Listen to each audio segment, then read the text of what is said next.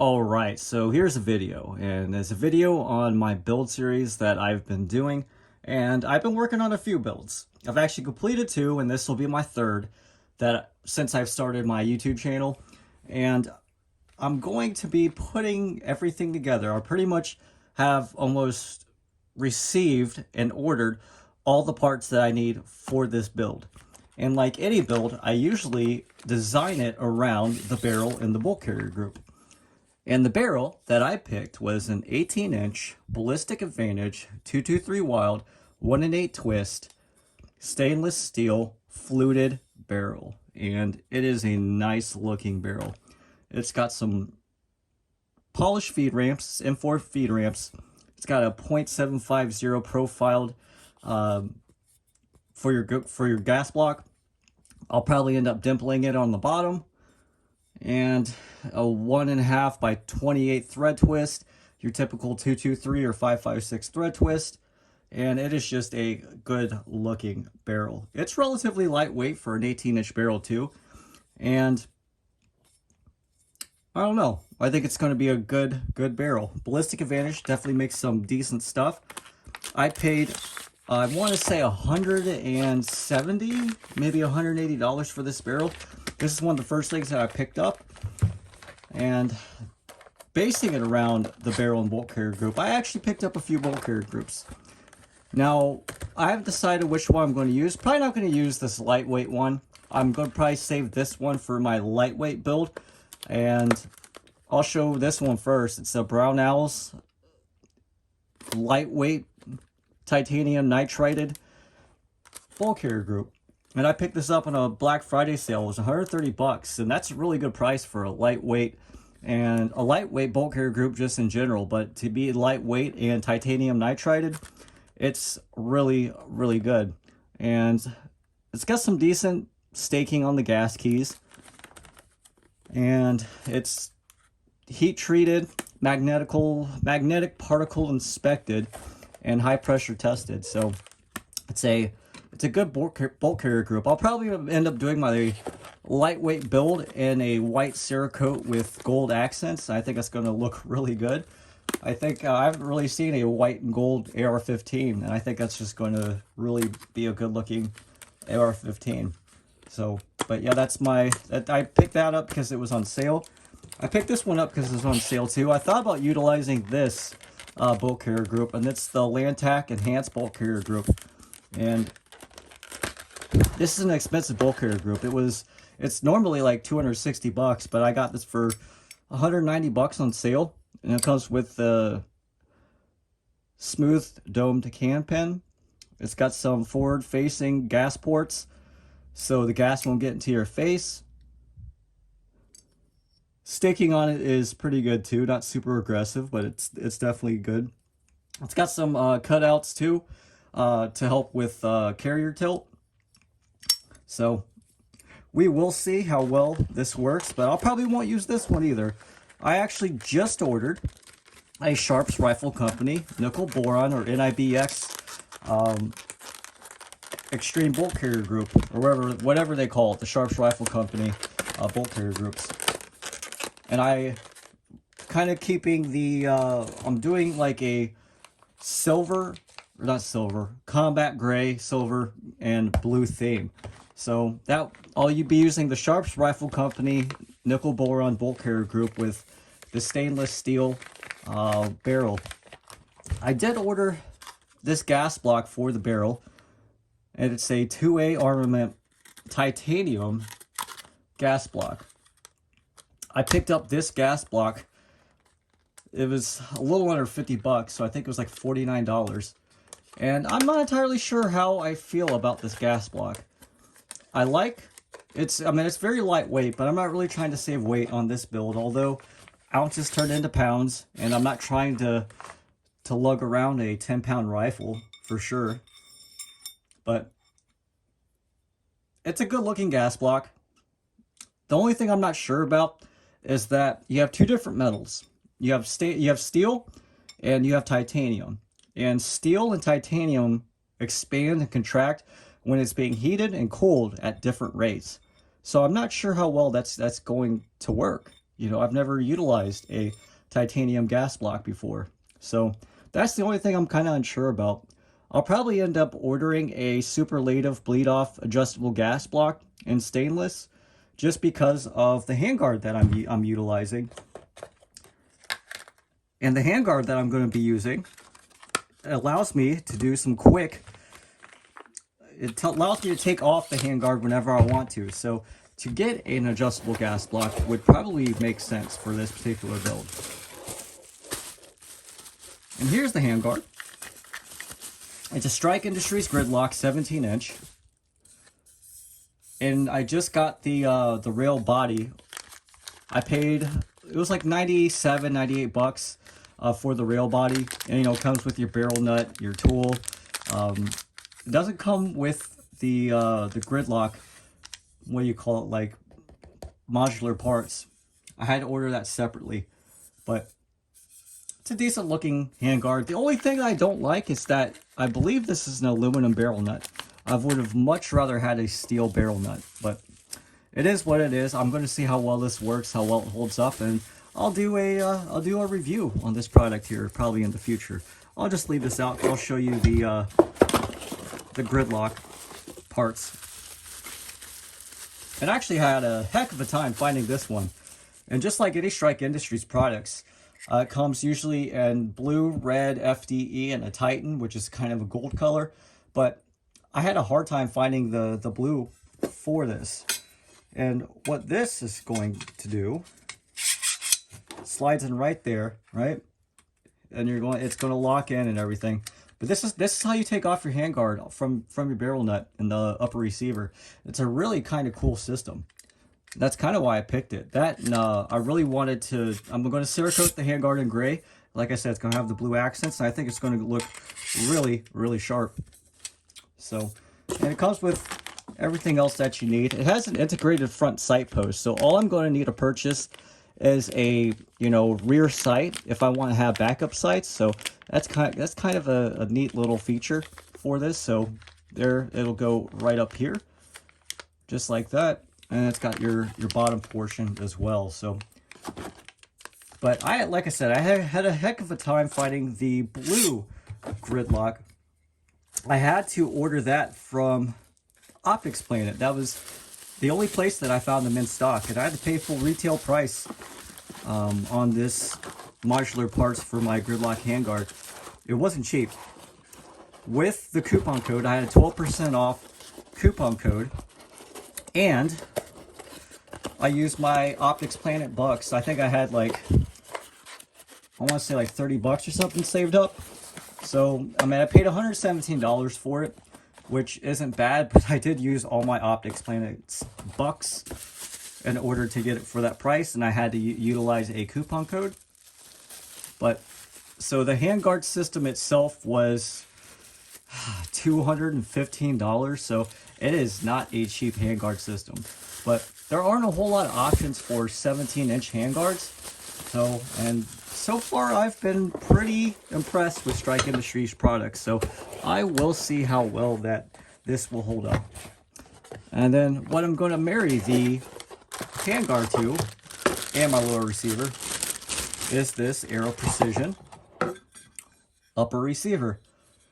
And I paid 60 bucks. I think it was like 58, 60 bucks, something like that for this upper receiver. I like it. It's T-marked. It's got a very good finish on it. I've been kind of messing with it. I put the barrel on just to see how well it fit. The barrel fits in pretty tightly on there. I just kind of wanted to see how well that it fit. And then I've got blue forward assist I'll be putting on there. Boom, right there. Paid, I think it was like 8 or 9 bucks for the forward assist. So it's not much more than your mil-spec forward assist.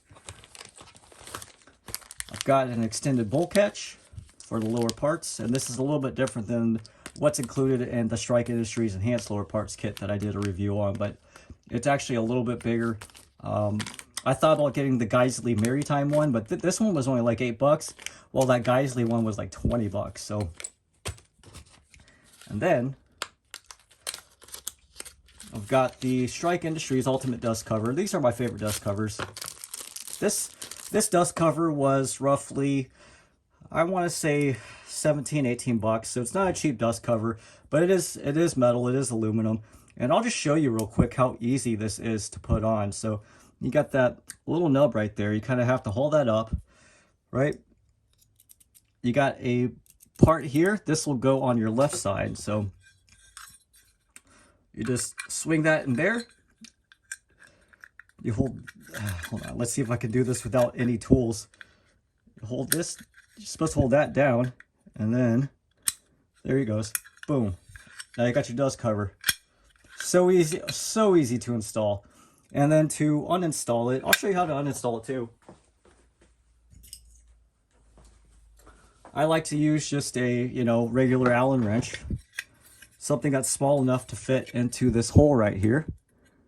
All you gotta do, stick it in there, and it comes right out. So very simple installation and uninstall process for the ultimate dust cover.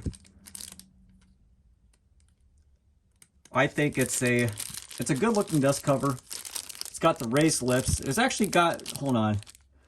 Yeah, this little thing right here has some, they're like little felt pads that you put on the end right here, and it just kind of makes it so it protects your upper receiver.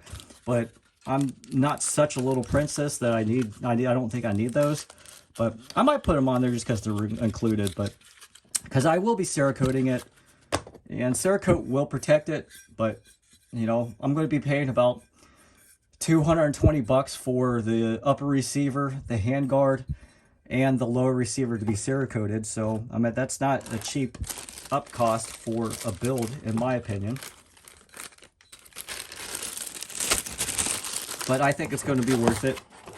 I like to cerakote my firearms because, I don't know, it's just nice to be able to look at the color and know what firearm that you have. At least that's kind of my thinking around it.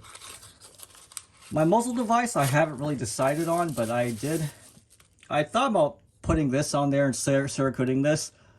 This would be like a $20 up cost on the Cerakote job that I'll be doing, but it's a Strike Industries King compensator. And I'm not too concerned about the length of the compensator. I also have a Venom flash hider and 223 that I like, but I may order a stainless steel muzzle device. I really liked pronged muzzle devices or flash hiders. I think they look good, and it really does reduce the flash of the 223 and 5.56. But that's Strike Industries King Comp. I paid about 28 bucks for that one. And then, what else can I talk about? Lantac gas tube, rifle length gas tube. I didn't actually, did I lose roll pin? No, my roll pin's in there, good. I wasn't sure if this was going to be stainless, but it is not stainless. So I think it's going to look a little weird with a black, it's a black nitrided coated stainless steel rifle length gas tube. And I should have read the description. I just saw Lantac and I knew that was going to be high quality. I've never utilized a Lantac gas tube before, so I wasn't aware that it was nitrided coated, but it's, I don't know, it's always nice to have a spare gas tube on hand, because gas tube and gas blocks, they do wear out. And then, this is the lower receiver that I'll be marrying up to it, and I'll be cerakoting this, and again, combat gray. I've already got the stealth gray Magpul K2 Plus grip of the Magpul ACS-L stock system. I really like the stock system. It is very secure. It doesn't wiggle at all. It locks in with no wiggle. Strike Industries Advanced Receiver Extension in the blue line. Fortis K1 Castle Nut end plate. It's in gray, but you can kind of see it. It offers just a nice little gray detail to it. Armaspec Stealth Recoil H buffer spring. Got extended Strike Industries blue line takedown pins. Strike Industries blue line. Ambidextrous safety, Strike Industries Cobra Billet aluminum trigger guard in blue. And then I've got this I forget the manufacturer of this, but it's a ambidextrous magazine release. And it came with this extended magazine release button, which is kind of nice. This was only like, I think it was only like a $12 part, and it works really well.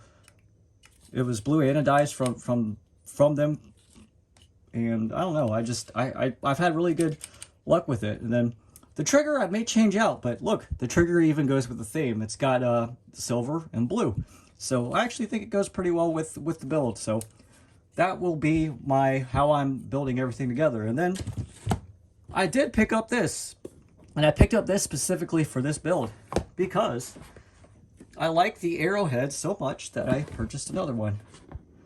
So this one is a 1-10 Arrowhead in the green BDC, and the one I have on this rifle here is a 1-8 and a red MOA reticle system. So, but I kind of just wanted to show you a comparison real quick.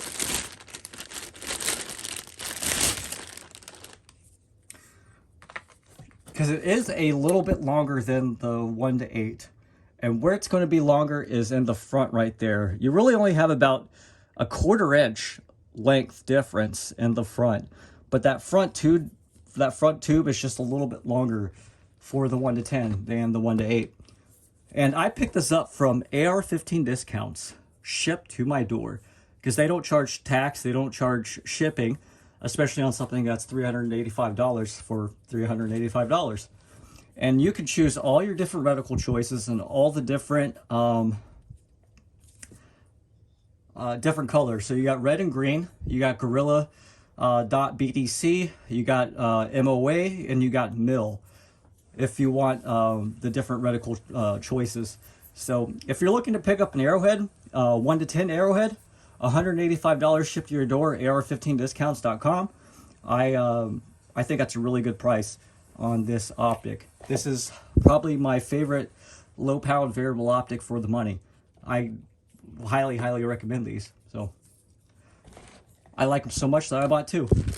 And I normally don't buy 2 of the same product, unless it's like cheap products like grips or something that just really, you know, I'm really like.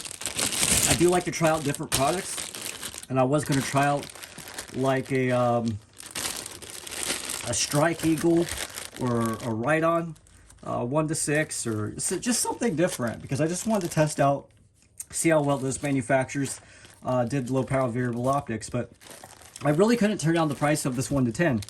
I really wanted a 1-10 for this particular build, and I thought about just utilizing this 1-8. Now, you will have to purchase the optic mount separately, so that is an up cost that you will have to purchase. So this isn't ready to go out of the box.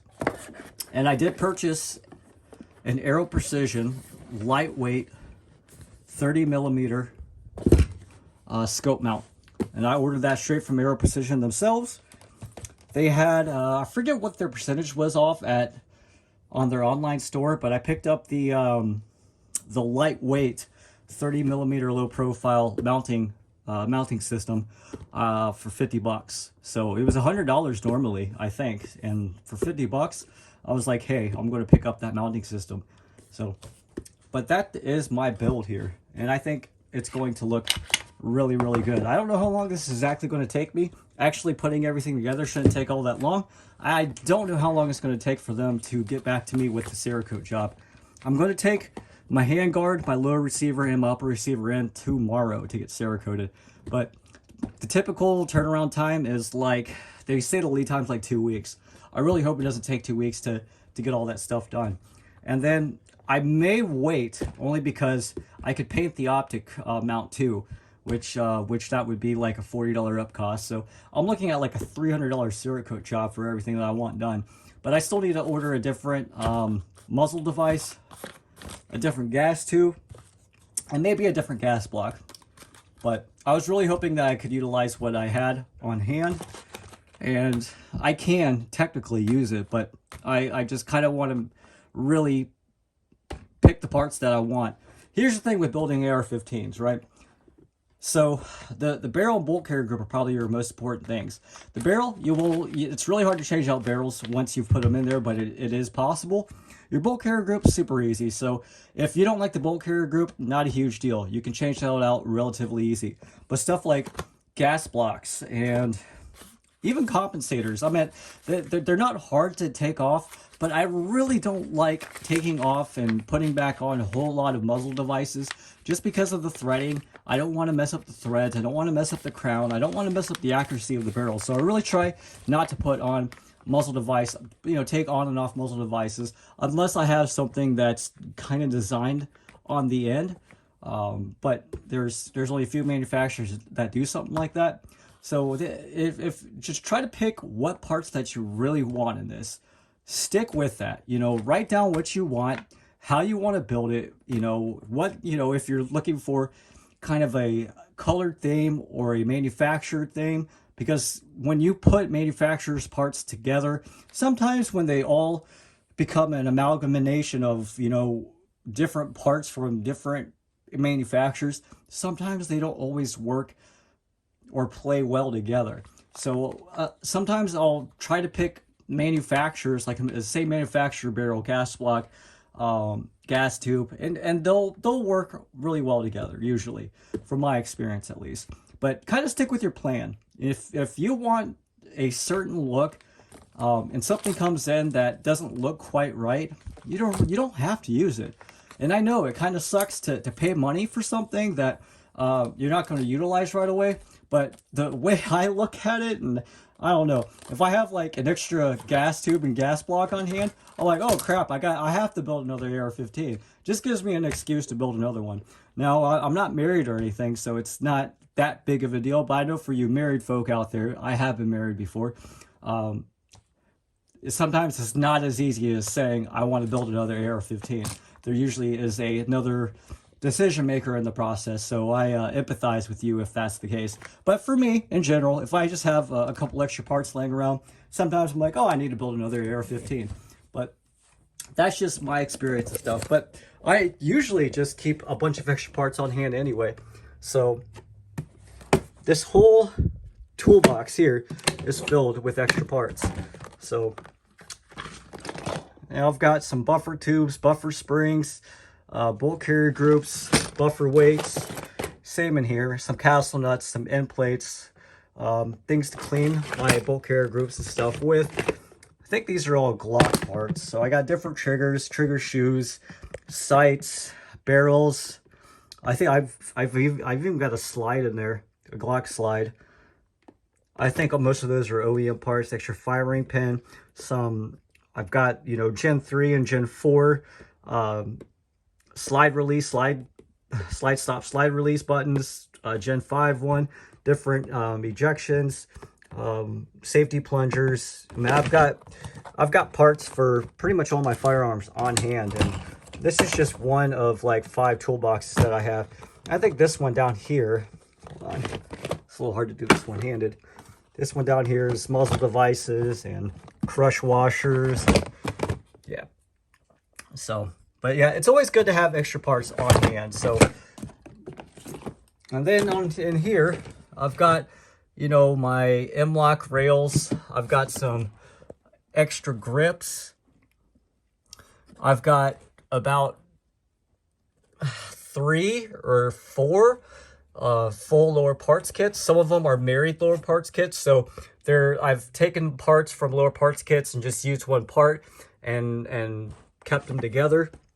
I think it's always good to be organized, but you can see here, I think that's like a married lower parts kit. These are just an amalgamation of different lower parts kits. I've got some really cheap sights in here. Here's a Strike Industries Enhanced lower parts kit. That's a full lower parts kit right there. There's another lower parts kit that I keep around. Actually, I think that's a little more than one lower parts kit, but it's a lot more. I got some extra parts in there as well. But yeah, it's good to have extra parts on hand. It's good to be organized. I'm very organized about this. If you haven't seen. There's some extra triggers. Those are all my mil-spec triggers for the most part. Yeah, there's a nipple bore on one. There's a folding stock adapter, some QD attachment points, some rail covers, stuff for my grips, some extra Loctite. Yeah, it's just good to have all these extra parts on hand. But kind of went off on a little tangent right there. But I'm trying to educate new AR-15 builders, and having extra parts is so handy, and having the right tools works too. So, but anyway, stay tuned for this build. I'll be putting it together. I'm going to show on camera how I put everything together. I'm going to show you how to put on a barrel, how to dimple a barrel, put on your gas block, how to time everything, and I'll probably show you the process this time instead of just putting it all together and showing you the end result. It's kind of hard to record while I do all of it together and keep everything in frame. So that's the only reason why I haven't done it yet. But that's kind of my plan with this channel, is to educate new AR-15 builders, or to give builders who have experience, you know, maybe some ideas of what to do, because the color themes and choices to like what I'm trying to marry together, the parts I'm trying to marry together, I think are pretty unique. I haven't seen a whole lot of other builds like it, and that's something that's really cool with the AR-15 platform, is that you can make your AR-15 your own. And I don't want an AR-15 that looks like everybody else's. I want it to be mine, to function how I want it. And I don't sell my AR-15s normally, not anymore at least. I used to build cheap AR-15s and resell them to maybe my friends or somebody that was looking for them for a little bit of a profit. I've given out AR-15s to friends just to get guns in, you know, gun owners' hands. So, but I'm at a point now where I'm really comfortable with building AR-15s. I know who I am, I know what I want, and I'm kind of focusing on building some really quality AR-15s instead of, I used to focus on how many AR-15s I could own. Now I'm focusing on the quality, the type of caliber that I'm shooting. I'm focusing on more of the quality aspect of AR-15 building. And this next build, like I said, is going to be like an 18-inch, more of a kind of precision rifle build. The next one I'll be doing is a lightweight build, and I've got a Faxon 16-inch pencil barrel on the way with the lightweight bolt carrier group.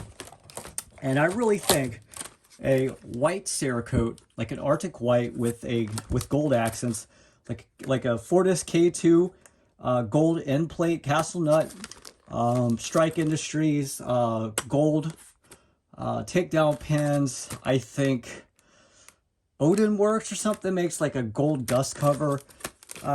It's going to look really cool. I think a white and gold AR-15 is going to look super sharp. It's going to be a little flashy, but hey, it's a competition gun anyway, because anything that's lightweight usually isn't combat proven or combat ready. But I'll be ordering a Midwest Industries ultra lightweight 15-inch handguard for that build. And then after that build, I'll be doing a combat duty grade build. I'll be using, that'd be a very expensive build, but it'll be basically all like Geisley and Wilson Combat and maybe BCM, you know, just high quality, like duty grade manufacturers, including the optic. I haven't decided what optic that I'm going to run, probably like an Aimpoint T2 or something, but man, I'm looking forward to that build, and also not because of just how expensive that's going to be. But that's my build series, guys. Let me know what you think in the comments. Let me know if you want to see me put everything together, and let me know if my color choices, if my themes, if the parts that I'm choosing, if it's good, because I think it's good. And the more and more that I put AR-15s together, the more and more that I get better at it, the more and more that I learn. And it's just really fun. As you can see, I really enjoy doing this. I do this a lot. This is pretty much my hobby outside of work. I work on guns. That's my life right now, and I really like it. But anyway, I appreciate any support, and thanks for watching, guys.